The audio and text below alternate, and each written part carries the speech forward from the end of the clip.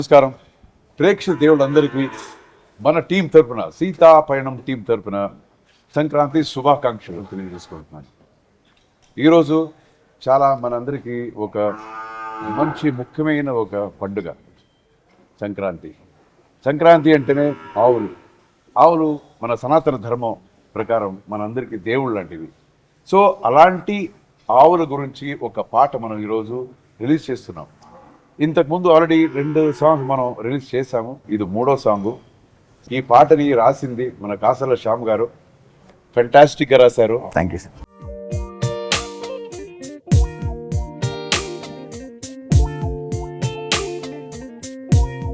అందరికి నమస్కారం. నేను కాసర్ల శ్యామ్ గేయ రచయిత.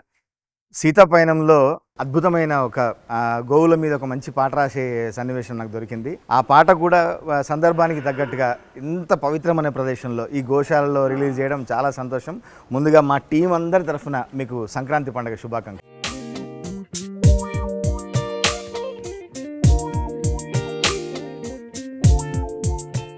ఆవుల మీద ఒక పాట పెట్టాలి, ఒక సిచ్యువేషన్ పెట్టాలి, దానికి ధ్రువుని తీసుకురావాలి అనే ఆలోచన ఎట్లా వచ్చిందంటే, ధ్రువు మీ అల్లుడు కాబట్టి కంపల్సరీ ఉండాలనిపించిందా, లేదా సినిమాలో ఇట్లాంటి పాట చెప్పాలి అని ఆ సన్నివేశం ఎట్లా మీకు అనిపించింది? మీకు 2 విషయాలు సార్. సార్, ఫస్ట్ ధ్రువ సినిమాలో ఎందుకు పెంచాడు అనేది, తర్వాత ఈ పాట ఎందుకు ఇలాంటి పాట పెట్టాను. ఇయస్ సార్. ఇప్పుడు మన ఓన్ ప్రొడక్షన్ ఇది, నేను ఈ సినిమాలో ఉండి తీరాలి. హీరో హీరోయిన్ మనకు ఫిక్స్ అయిపోయింది, మనల్ని ఇంకేమి మనం చేసేది లేదు. స్వామి ఈ సినిమా వద్దు, వేరే సినిమా ఫుల్ నేను డైరెక్ట్ చేస్తాను, నువ్వే చేయాలి. కాదు, నేను ఉండి తీరాలి అన్నప్పుడు నా ప్రకారం ఇప్పుడు ఆయనకు ఉండే ఇమేజ్, ఇప్పుడు కర్ణాటకంలో పెద్ద స్టార్, ఇక్కడ కూడా తెలుగులో కూడా చాలా మందికి ఇష్టం. అలా ఉన్నప్పుడు ఎలాగ యూజ్ చేసేది, చిన్న ఏదో ఒక సీన్ చేసేస్తే బాగుండదు కదా. బుల్లెట్ అంటే మనం బుల్లెట్ యూజ్ చేయాలి కదా, గన్నులో పెట్టే షూట్ చేయాలి. సో ఎలాగలా గన్నులో పెట్టి చేయాలి అన్నప్పుడు జనానికి నచ్చాలి, ఆయన ఫ్యాన్స్ డిసప్పాయింట్ కాకూడదు. సో ఇలాంటి అన్ని మైండ్ లో పెట్టుకున్నప్పుడు ఓకే ఇది చేస్తే బాగుంటుంది. అది ఏది అంటే సినిమా చూస్తే తెలుస్తుంది. బట్ అంటే ఒక మంచి స్ట్రాంగ్ పాయింట్ చెప్పాలి అనేది. ఇప్పుడు ఈ ఆవులు కూడా క్యారెక్టర్స్ అయిపోయింది. ఎందుకు ఆవుల్ని నేను క్యారెక్టరైజ్ చేశానంటే, మనకి ఆవులు అంటే చాలా ఇష్టం. దేవుడు లాగా మనకి, మన సనాతన ధర్మాన్ని నమ్మేవాళ్ళు అందరికీ ఆవులు అంటే మనకి దేవతలు. అందుకని మన పాటలు కూడా రాసుకున్నాం సార్, స్వర్గం నుంచి నేలకు చేరింది గోవు అని చెప్పి. స్వర్గాన్ని వదిలేసి నేల కోసం వచ్చింది. Yes sir. దేవుళ్ళకు కూడా అమ్మ ఆవురా అని చెప్పాం మనం. Yes sir. సో అలాంటి మేమంతా మనం పూజించేది మన గోమాత. సో దాన్ని క్యారెక్టర్తో కలిపి ఒక ఎమోషనల్ బాండేజ్ తీసుకొచ్చాను ఆ క్యారెక్టర్. Super sir. తీసుకున్నప్పుడు వచ్చిందే ఈ క్యారెక్టర్ ధ్రువ చేసింది. అంటే మీరు సినిమా చూస్తే అదిరిపోతుంది క్యారెక్టర్.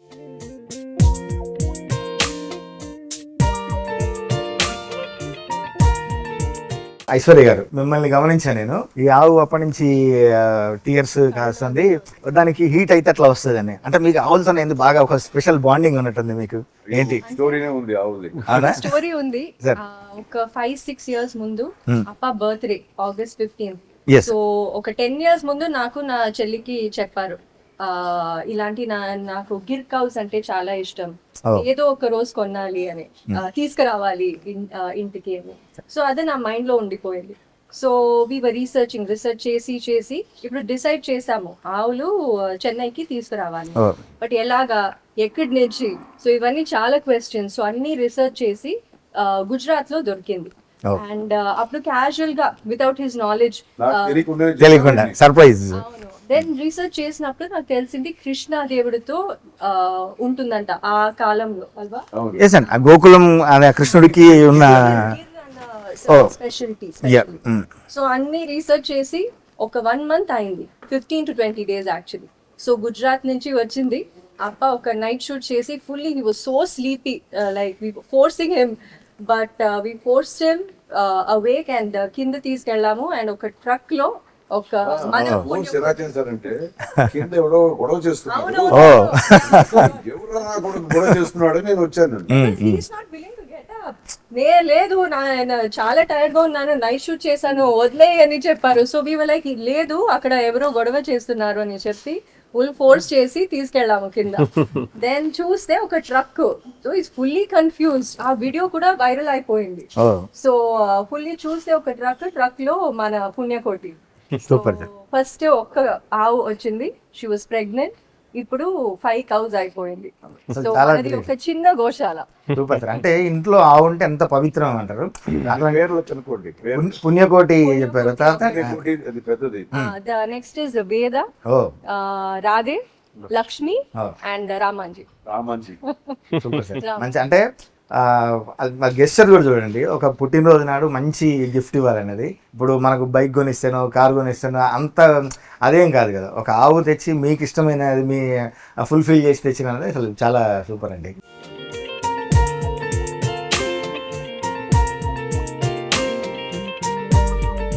నిరంజన్ గారు, మీరు సినిమా వరకైనా మీకు కూడా ఏమన్నా ఆవులతో టచ్ ఉందా? అంటే మంచి బాండింగ్ ఉందా ఏమన్నా? ఉంది.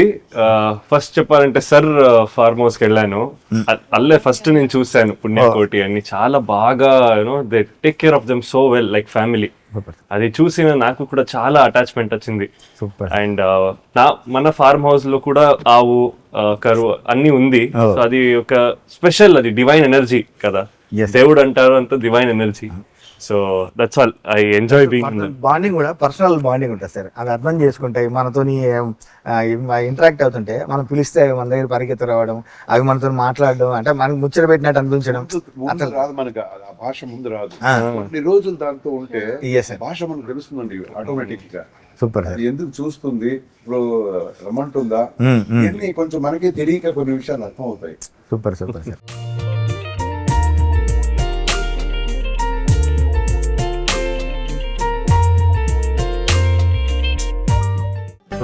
ధ్రువ్ గారు, ఈ పాటలో నేను ఒక లైన్ రాశా, వచ్చినోడు అర్జునుని బాణం లాంటివాడే అని. అంటే అర్జునుడికి గాంధీవం చూడే బస్సు అన్నా వచ్చాడు, బాణం లాంటివాడే. అర్జునుడికి గాంధీవం ఎంత పవర్ఫుల్. ఇప్పుడు అర్జున్ గారికి అది వాంటెడ్లీ రాశా నేను.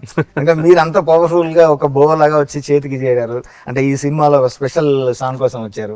మీకు ఎట్లా ఉంది? అంటే మీరు ఇందాక చెప్పారు కదా నాకు గాడ్ ఫాదర్ అని, ఫస్ట్ టైం మీరు ఇంటరాక్ట్ అయ్యి చేసినప్పుడు ఇప్పుడు సార్ చెప్పారు మీరు ఖచ్చితంగా నేను ఈ సినిమాలో చేయాలి అని. మీరు ఫస్ట్ టైం సార్ డైరెక్షన్ లో చేసినప్పుడు మీకు ఎట్లా అనిపించింది? Thanks for the powerful lines. Yeah, thank you sir. And that lines means a lot to me because the uncle in his debut movie, Yes. a movie called Simhada Mari Sainya. In that movie, Banam lo entry. Oh. Same vice versa. He's introducing me Yes sir. here. Mm. So that is that is why I told it means a lot to me. Super. And I'm very excited to work with my godfather, as I said.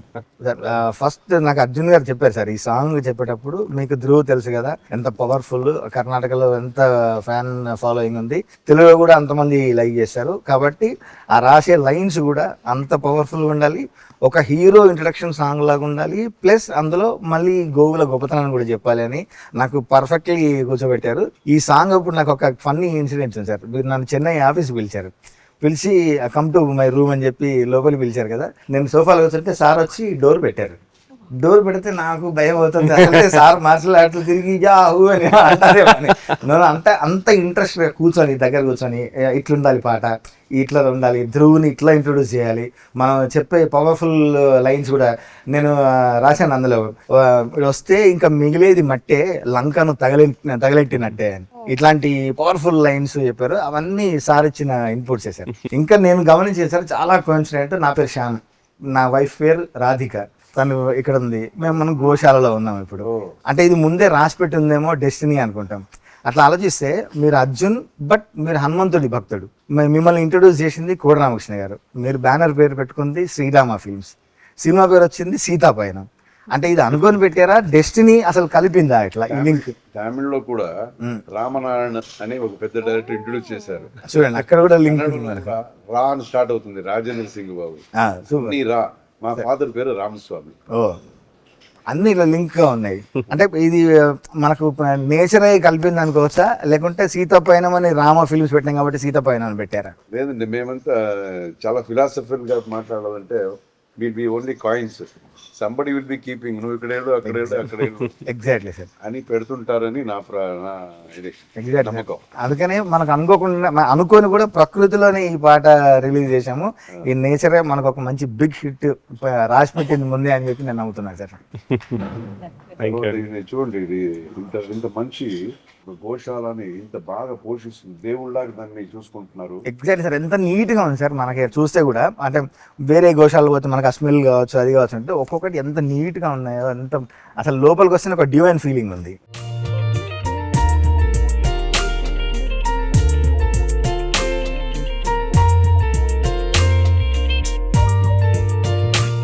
మనకు సంక్రాంతి 3 ఉంటాయి sir: Bhogi, Sankranti, Kanuma అని. Kanuma especially పశువుల పండుగ sir. అప్పుడు అంటే మనకు ఇవి ఎంత ఉపయోగపడుతున్నాయో, వ్యవసాయానికి కావచ్చు, ఇంట్లో కావచ్చు, మనకి ఎంత ఉపయోగపడుతున్నాయో, వీటికి థ్యాంక్స్ గివింగ్ పండుగ. కనుమ అనేది వచ్చింది వీటి కోసం, థ్యాంక్స్ గివింగ్ పండుగ. అమెరికా వాళ్ళు దాన్ని కాపీ కొట్టేశారు. మనం ఎప్పటి నుంచో ఉన్నాం సార్. ఇది వీటిని మనం పూజిస్తాము, ఆరాధిస్తాము కాబట్టి ఆ రోజు మంచిగా వీటిని బాగా శుభ్రంగా అలంకరించి మంచిగా పూజ చేసి ఆ వ్యవసాయ పనిముట్లన్నీ చేసుకొని చేస్తారు సార్. ఇంకా మాకు ఆటోమేటిక్గా సంక్రాంతి అంటే పతంగులు, గాలిపటాలు.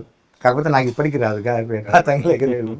మేమైతే విలేజ్ సార్, మా ఫాదర్ పుట్టిన విలేజ్ కర్ణాటకలో మధుగిరి టాలూకని ఉంది. ఇక్కడి నుంచి పక్కన ఒక చిన్న గ్రామం ఉంది, దాని పేరు జక్కేనహళ్ళి అని చెప్పి.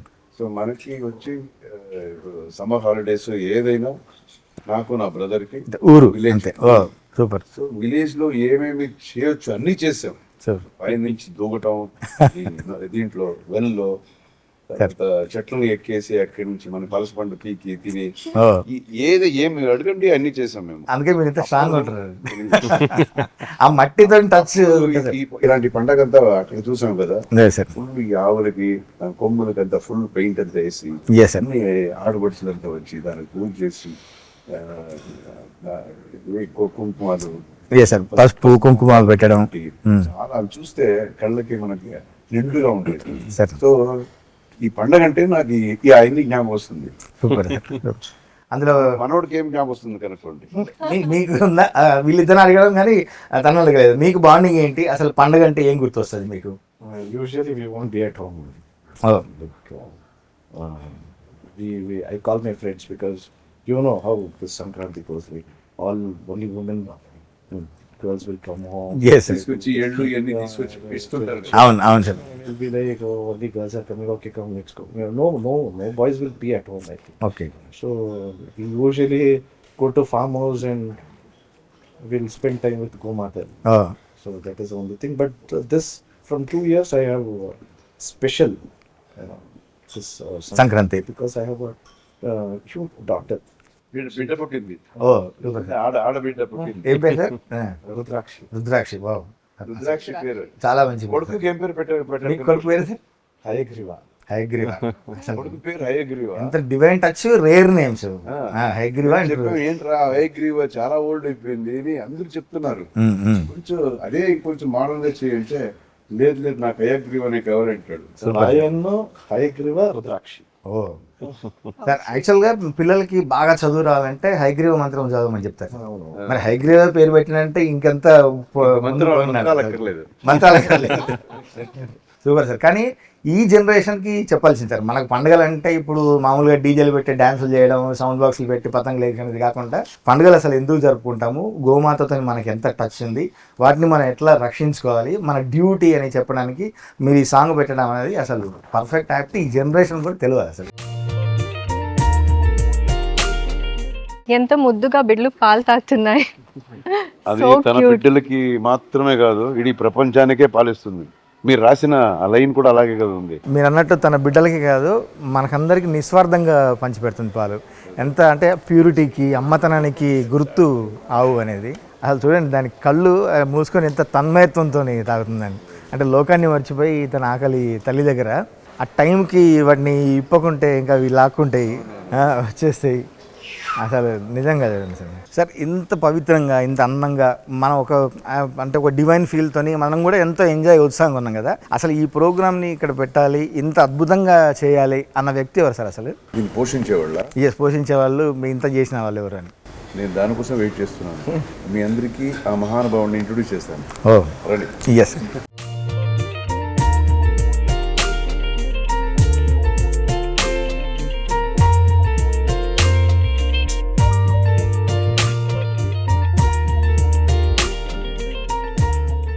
ఇప్పటివరకు మనం చూసిన సుందర గోశాల, అద్భుతమైన గోశాల, అంత శుభ్రమైన గోశాలను ఎంతో ప్రేమగా పిల్లల తీరుగా పెంచుకుంటూ ఆ గోవులను దాదాపు 400 ఎకరాలను గోశాల కోసమే అంకితం చేసి తన జీవితాన్ని వాటికి అంకితం చేసినటువంటి పెద్దలు జగపతిరావు గారు మనతో ఉన్నారు. వారికి మా సీతాపయనం టీం తరఫున దర్శకులు అర్జున్ సర్జా గారు చిన్న సత్కారం.